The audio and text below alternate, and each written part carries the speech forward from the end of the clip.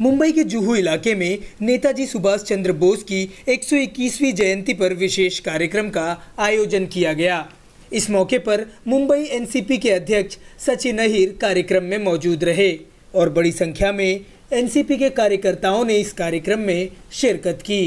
हमारे साथ मौजूद है एनसीपी के मुंबई अध्यक्ष सचिन बाबू तरीके से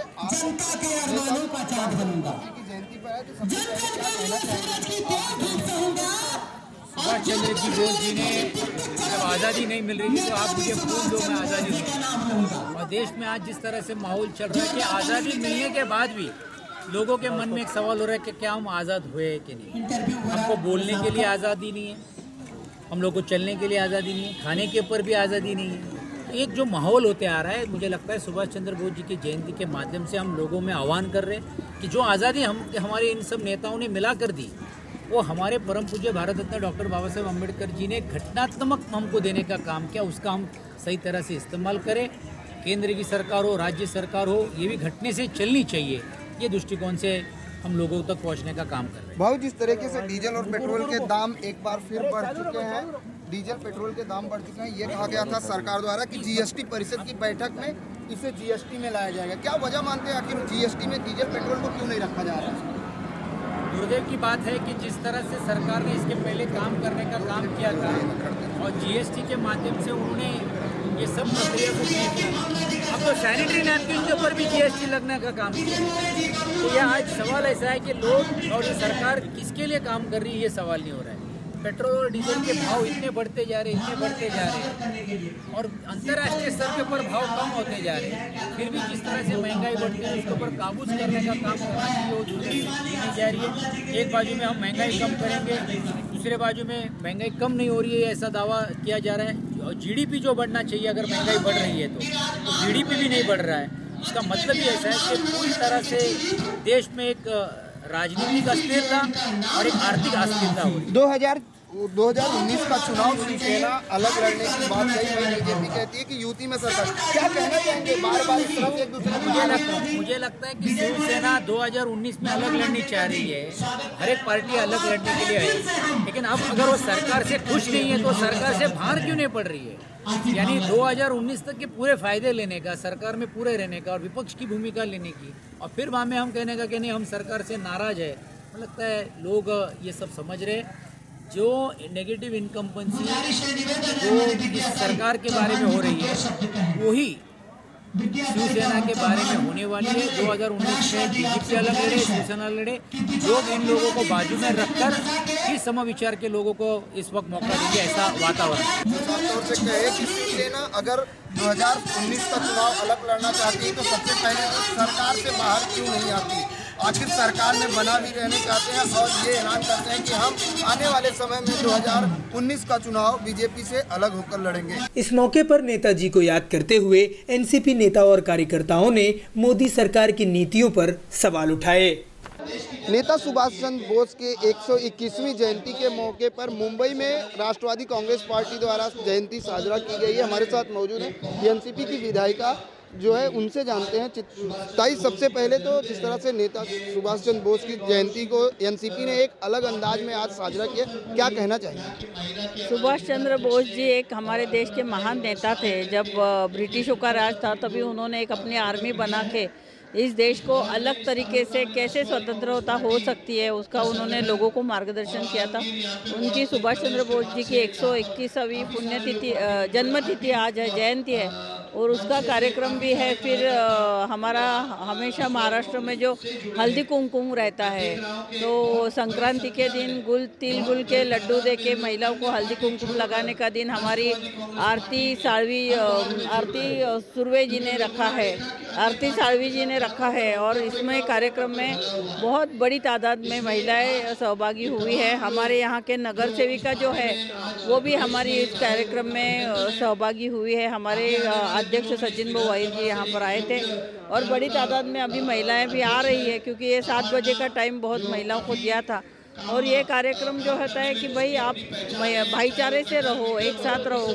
आपने कुछ एक दूसरे के साथ झगड़ा किया है, कुछ मनमुटाव होगा तो वो भूल के तिल गुल का लड्डू खा के आप मीठी बातें करो। ये संदेश हल्दी कुमकुम के माध्यम से, मकर संक्रांति के माध्यम से पूरी महिलाओं में हम लोग देने की कोशिश करें।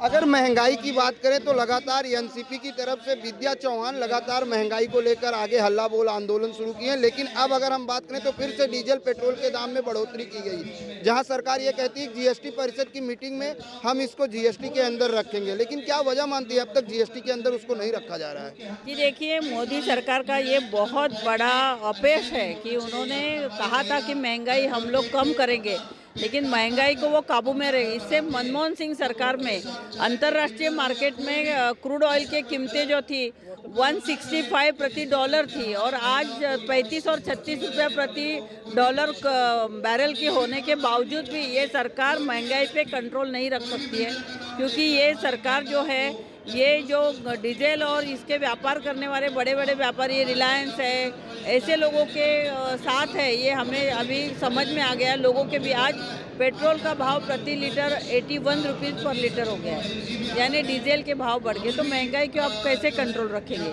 आप ये दलालों की सरकार है, तो इसलिए ये गरीब लोगों को, किसानों को, जो मध्यम वर्ग के लोग हैं, इनके लिए काम नहीं कर रही है। ये अभी सिद्ध हो गया इससे। जिस तरह से डीजल पेट्रोल के दाम फिर से बढ़े हैं तो एनसीपी और विद्या चौहान का क्या हल्ला बोल आंदोलन जारी रहेगा? जरूर, हमारा पूरी महाराष्ट्र में हमारे नेता अजित दादा पवार है, तटकरे साहब, इनके नेतृत्व में महाराष्ट्र में पूरी हल्ला बोल आंदोलन पिछले 6 महीने से शुरू है। और अभी हम लोगों ने मुंबई में तय किया है कि हर एक स्टेशन के बाहर हम लोग महिलाएं इकट्ठा होकर ये हल्ला बोल आंदोलन करेंगे कि भाई ये कीमतें कम क्यों नहीं हो रही है, और जो किसान है, जो उपजता है, इसको मेहनत करता है, उसको सही दाम नहीं मिल रहे हैं। इसलिए महाराष्ट्र में बहुत सारी बड़ी तादाद में आत्महत्या हो रही है। तो ये सब अगर करना चाहिए तो ये फडणवीस सरकार की जिम्मेदारी है, लेकिन फडणवीस सरकार जो है वो किसानों को सही दाम नहीं दे रही है। भाई, किसानों की बात अगर करें तो सरकार ऑनलाइन सिस्टम रखी है, कर्ज माफी के लिए लॉटरी सिस्टम रखा है, कितना सही मानती है ऑनलाइन सिस्टम को? जी देखिए, मैं अभी परसों ही आई है महाराष्ट्र में, पूरा हल्ला बोल जो आंदोलन चल रहा है, बहुत सारे किसान हमें मिलते हैं और किसान ये कहते हैं कि ऑनलाइन कैसे करना है हमें मालूम ही नहीं। जो किसान की कर्ज माफ़ी का उन्होंने देखावा किया है, उसमें ऑनलाइन जो फॉर्म भरना है 8-8 पेजेस का वो फॉर्म है, यानी इतने कॉम्प्लिकेशंस है कि अनपढ़ और किसान वो फॉर्म भर नहीं सकता है। इसलिए ज़्यादा लोगों को ये कर्ज माफ़ी का लाभ भी नहीं मिला है। तो ये किसानों की और गरीबों की बहुत बड़ी क्रूर चेष्टा ये सरकार कर रही है। ताई, आपने कहा जब मनमोहन जी की सरकार थी, आपकी पार्टी सहयोगी पार्टी थी, सरकार थी, उस दौरान जब महंगाई हुई थी तो बीजेपी विपक्ष में थी, रोड पर उतरकर उन्होंने आंदोलन किया था जब डीजल पेट्रोल के दाम बढ़े थे। आज क्या वजह मानते? कहीं ना कहीं विपक्ष कमजोर दिखाई दे रहा है। जी देखिए, आपको मैं बताना चाहती हूँ कि अभी सोशल मीडिया इतना बड़ा हो गया है, सोशल मीडिया में ये वायरल हो गया फोटो कि स्मृति ईरानी जी सिलेंडर लेके बैठी है, अरुण जेटली जी सब्जियां लेके बैठे हैं, सुषमा स्वराज उधर चिल्ला रही है कि महंगाई के आपका ऊपर नियंत्रण नहीं। लेकिन हमारे ज़माने में क्रूड ऑयल की कीमतें इतने ज़्यादा होने के बावजूद भी गैस सिलेंडर की कीमत 400 रुपये थी, आज 800 रुपये हो गई है। तो ये किसका? तो अभी स्मृति ईरानी जी सिलेंडर लेके क्यों नहीं बैठ रही है?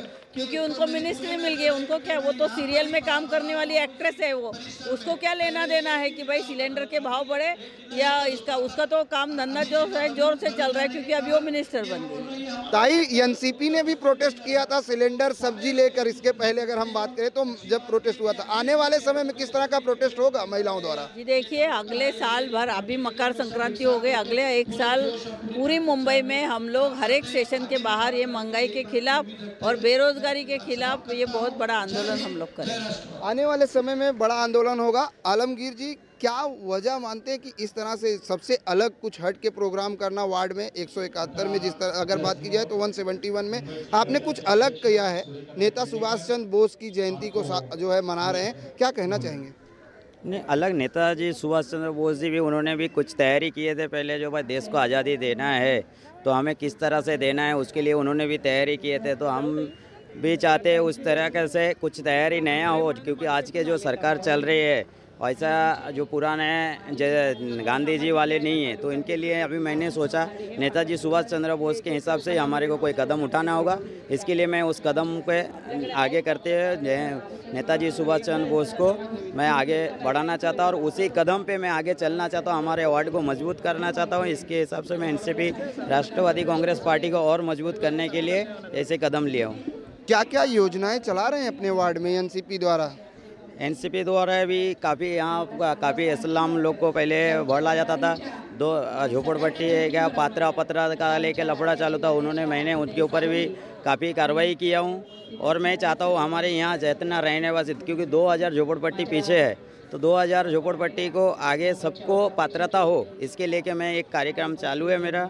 जिसे कोई बिल्डर आया था, उस बिल्डर के तहत हमने उसको जानकारी देने की कोशिश की ताकि इस एरिया वाले को हर एक को घर मिले, क्योंकि गरीब यहाँ के सब गरीब है। काफ़ी 2000 घर है जिसके ऊपर गरीब है, घर नहीं मिले। उन्होंने आगे काफ़ी उन लोग को परेशान, क्योंकि घर ही उनका सब कुछ है। तो मैं इस पार्टी के दौर से चाहता हूँ एक तो उनको घर मिले, हर गरीब को घर मिले। इसके लिए मैं इस गवर्नमेंट से, हमारा बीजेपी सरकार से दरख्वास्त करूंगा ताकि हर गरीब को घर देने की कुछ नया योजना करे। और जो अभी योजना की है 2001 से लेकर 2011 तक का पात्रता अपात्रता और पैसा भरने की, इसके ऊपर भी हमने मुहिम चलाने की तैयारी शुरू है। क्योंकि 2001 से लेकर 11 तक के जो अपात्रता होएगा उनके पास जो इस देने के लिए पैसे की बात की गई है, वो पैसे हमारे यहाँ गरीब जनता नहीं दे पाएगी। इसके लेके भी मैं आगे काफ़ी मुहिम चलूँगा। और हमारे राष्ट्रवादी कांग्रेस पार्टी के जो हल्ला बोल कार्यक्रम है चल रहा है शेतकारी के लिए, मैं इससे बड़ा कार्यक्रम लेके और इससे ज़्यादा तादाद में हर शेतकारी को एक साथ करके उनको बताना चाहूँगा। इस वार्ड को भी उसी तरह से बनाना, क्योंकि यहाँ सब शेतकार से आए हुए हैं, तो उनको मालूम पड़ना चाहिए जो शेतकारी को कर्ज माफ़ी के लिए हल्ला बोल हम लोग का राष्ट्रवादी चल रहा। हमारे शरद पवार जी ने जो अभी मुहिम चालू रखा है उसी के ऊपर हम आगे चालू रखेंगे। धन्यवाद हमसे बात करने के लिए। ये थे वार्ड क्रमांक 71 के एनसीपी अध्यक्ष, जिन्होंने साफ तौर से कहा कि आने वाले समय में वार्ड में किसी भी प्रकार की समस्या हो उसके लिए ये हमेशा आगे रहेंगे। और हल्ला बोल जो आंदोलन है महंगाई के खिलाफ, वो लगातार इनका जारी रहेगा। कैमरामैन सदानंद शेट्टी के साथ प्रदीप शर्मा, इन 24 न्यूज़, मुंबई।